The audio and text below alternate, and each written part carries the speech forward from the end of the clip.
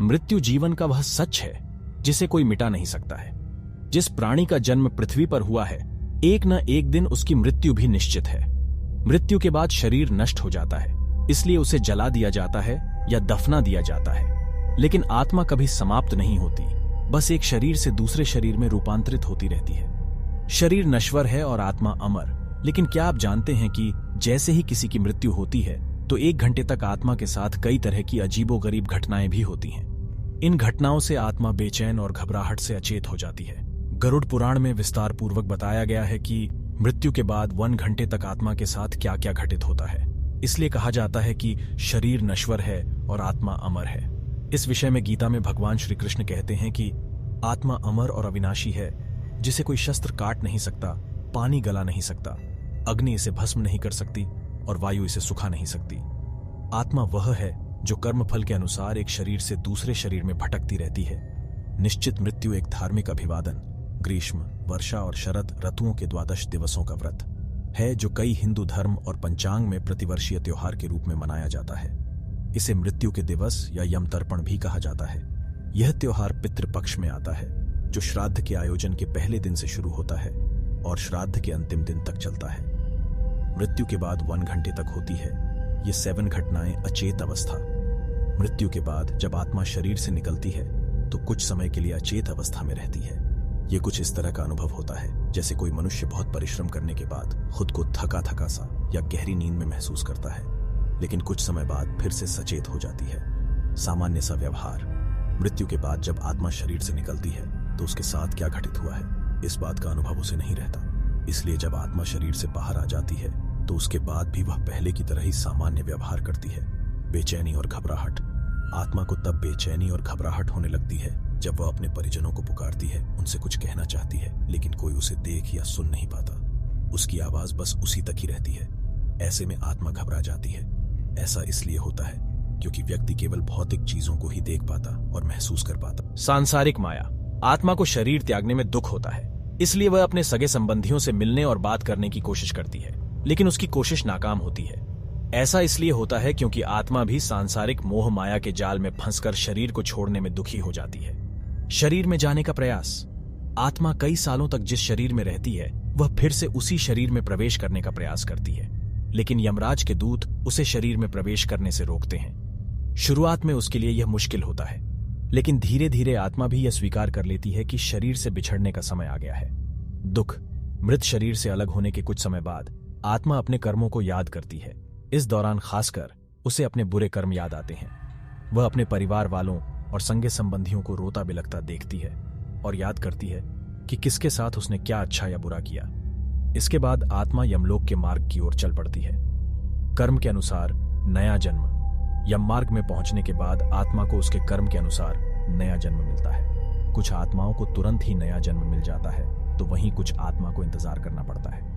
निश्चित मृत्यु व्रत में पितृ देवता की पूजा की जाती है, जिसमें पितरों को भोजन, जल, अच्छे कपड़े और आवश्यकता के वस्त्र दिए जाते हैं। इसका उद्देश्य पितरों को शांति और आत्मिक आनंद प्रदान करना होता है और उनके आत्मा के मुक्ति के लिए श्राद्ध का आयोजन किया जाता है। हिंदू परंपराओं में मान्यता है कि पितृदेवता की प्रतिष्ठा और उन्हें संतुष्ट करने से पितृलोक में जीवात्माओं को सुख शांति मिलती है और वे अपने संतानों को आशीर्वाद देते हैं। इसलिए पितृदेवता की पूजा, श्राद्ध और निश्चित मृत्यु व्रत को हिंदू संस्कृति में महत्वपूर्ण माना जाता है और इसे धार्मिक दृष्टिकोण से अध्ययन और सम्मान किया जाता है। कृपया ध्यान दें कि निश्चित मृत्यु व्रत एक विशेष परंपरा और त्योहार है और इसका अर्थ धार्मिक परंपराओं और पंचांग के अनुसार भिन्न भिन्न तिथियों पर अलग अलग रूप में होता है। इसलिए इसे समझने और अध्ययन करने से पहले अपने स्थानीय पंडित या धार्मिक गुरु से परामर्श लेना महत्वपूर्ण है। अकाल मृत्यु सामान्य मृत्यु से भिन्न होती है और इसका अर्थ होता है अकाली मौत या वक्त से पहले मृत्यु। इसे व्यक्ति की आंतरिक प्राकृतिक मृत्यु से संबंधित माना जाता है, जिसे उसके जीवन की प्राकृतिक संक्रमण की वजह से होने वाली मृत्यु कहा जाता है। इसमें व्यक्ति के शारीरिक या मानसिक संक्रमण, रोग, दुर्घटना, युद्ध, आपदा आदि कारण हो सकते हैं जिनसे उनकी मृत्यु हो जाती है, लेकिन इसका समय अनुपेक्षित और अनायास होता है। विभिन्न धार्मिक परंपराओं में अकाल मृत्यु को भगवान की इच्छा या व्यक्ति के कर्मों के अनुसार देखा जाता है। हिंदू धर्म में अकाल मृत्यु को कष्टप्रद समझा जाता है, जो जीवात्मा के कर्मों का परिणाम होता है और उसके भविष्य के पाप या पुण्य के फलस्वरूप होती है। इस्लाम धर्म में अकाल मृत्यु को अल्लाह की इच्छा और इंसान के कर्मों के साथ संबंधित समझा जाता है। इस्लाम में अकाल मृत्यु को एक परीक्षा के रूप में भी देखा जाता है, जिससे व्यक्ति के ईमान और संयम की परीक्षा होती है।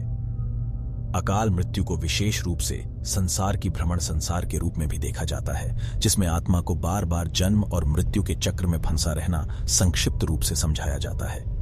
आपको ध्यान देने योग्य है कि यह अकाल मृत्यु के अनुभव को लेकर विभिन्न धर्मों और धार्मिक अनुष्ठानों में भिन्न भिन्न विचार हो सकते हैं। इसलिए धर्म ग्रंथों का अध्ययन करके और धार्मिक गुरु या पंडित से परामर्श लेकर आप संबंधित विषय में अधिक जान सकते हैं।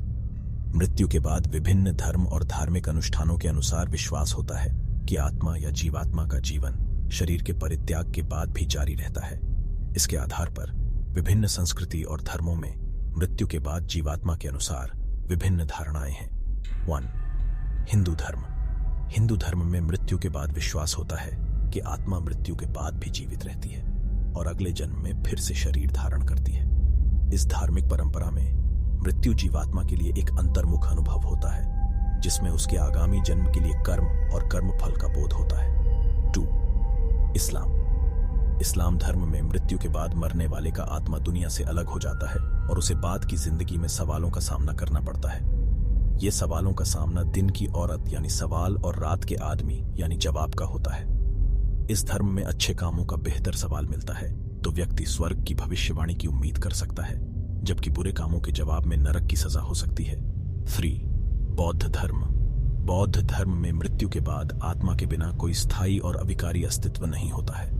मृत्यु के बाद कर्मों के प्रभाव से जीवात्मा अगले जन्म में उत्तरार्ध या नरक में प्रत्यारोपण पुनर्जन्म होता है।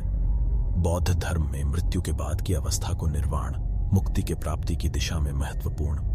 ये 3 मात्र उदाहरण हैं और विभिन्न धर्मों और धार्मिक अनुष्ठानों में मृत्यु के बाद के अनुभव को लेकर भिन्न भिन्न धारणाएं हो सकती हैं। इस विषय में विशेष विचार करने के लिए धर्म ग्रंथों का अध्ययन और अपने धार्मिक गुरु या पंडित से परामर्श लेना महत्वपूर्ण है।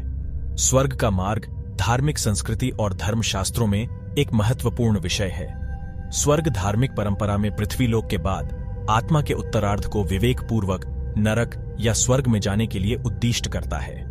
विभिन्न धर्मों और फिलॉसफियों में इस मार्ग को समझाया गया है।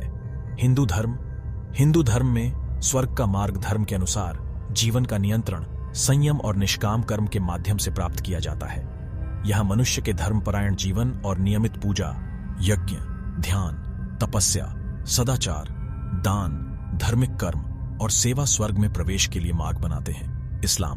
इस्लाम धर्म में स्वर्ग का मार्ग ईमानदारी, धार्मिक कर्म, पवित्रता और अल्लाह के प्रति समर्पण के माध्यम से प्राप्त किया जाता है। इस्लाम में ईमानदारी से जीने और बुराई से बचने के लिए संबंधित नियमों और सुसंस्कृति का पालन करना महत्वपूर्ण है, जो स्वर्ग के पाने में मदद करता है। बौद्ध धर्म में स्वर्ग का मार्ग बुद्ध के चार्याओं के उपदेशों के अनुसार ध्यान, समाधि और मितभाषा के माध्यम से अविद्या और क्लेशों का अभाव प्राप्त किया जाता है। इस धर्म में चित्त शुद्धि और मानसिक एकाग्रता द्वारा स्वर्ग की प्राप्ति अवश्यंभावी मानी जाती है। इन धार्मिक परंपराओं में स्वर्ग का मार्ग व्यक्ति के धार्मिक आचरण, नैतिकता, सद्भाव और सभी प्राणियों के प्रति दया भाव के विकास पर निर्भर करता है।